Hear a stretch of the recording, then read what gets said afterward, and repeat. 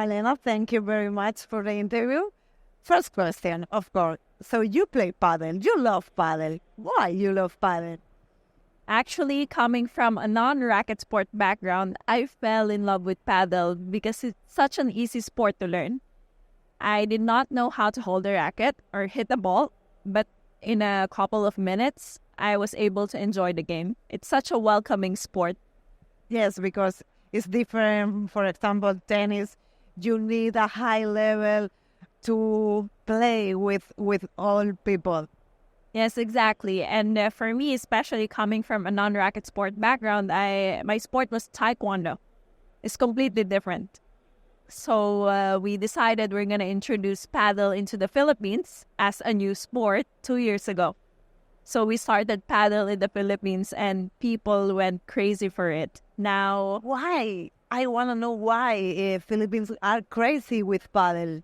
because it's such a social sport, it's so easy to learn and anybody can play paddle. Any age, any gender, any skill level. You don't have to be high level like tennis. And we made sure that it's open to all. But it's completely a big challenge for you as a woman also, no?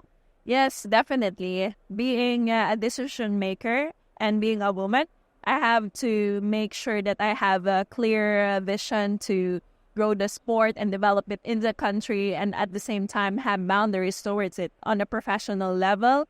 In terms of business, it's quite challenging, but at the same time, powering through that by forging collaborations and making sure that I'm using my feminine power is the advantage for me.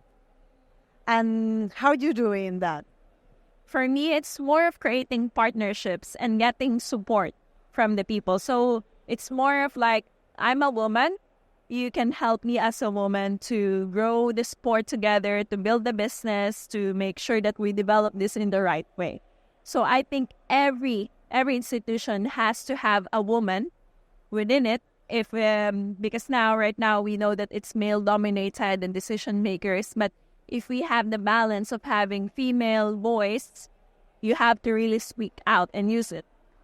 It's not easy, but it's a beautiful challenge also, I think, no? Yes, 100%. This is quite one of the most interesting sports because in my country, in Philippines, we have approximately 50% of female players. Yes.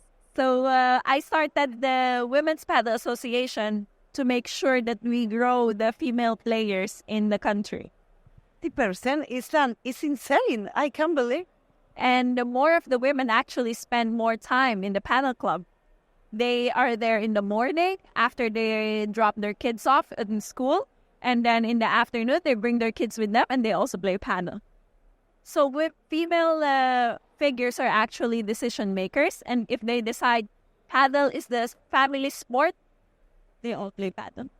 You can go with your child and forget it's okay, and now I'm gonna play paddle. It's my time, it's my moment. No, it's very important. Exactly. The beauty of paddle is you can share it across the age, gender, and skill level. So that's why it's such an inclusive sport and it spreads out so fast. Because right now we grew to 20,000 players in the Philippines for 2 years. So it's quite amazing to see how people made it into a lifestyle, not just a sport, but part of their lives.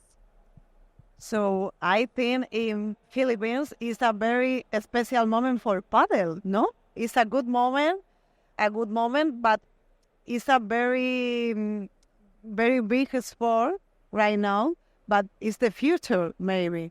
Yes, that's why in the Philippine Paddle Association, which is affiliated to the International Paddle Federation, we're really focusing on the grassroots level, wherein we start with the kids to make them grow up with paddle and make paddle the most accessible sport in the country. Are you also looking for coaches or technical people who work with us?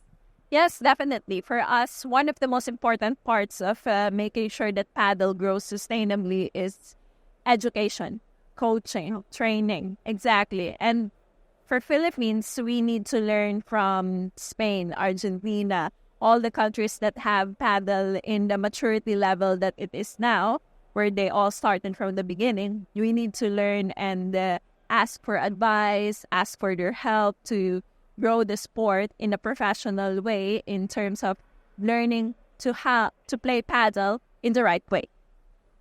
Of course. Have you seen professional paddle women like Premier Paddle or similar? Yes, I was just in Asuncion, Paraguay for the FIP General Assembly, and I went to see Premier Paddle as well.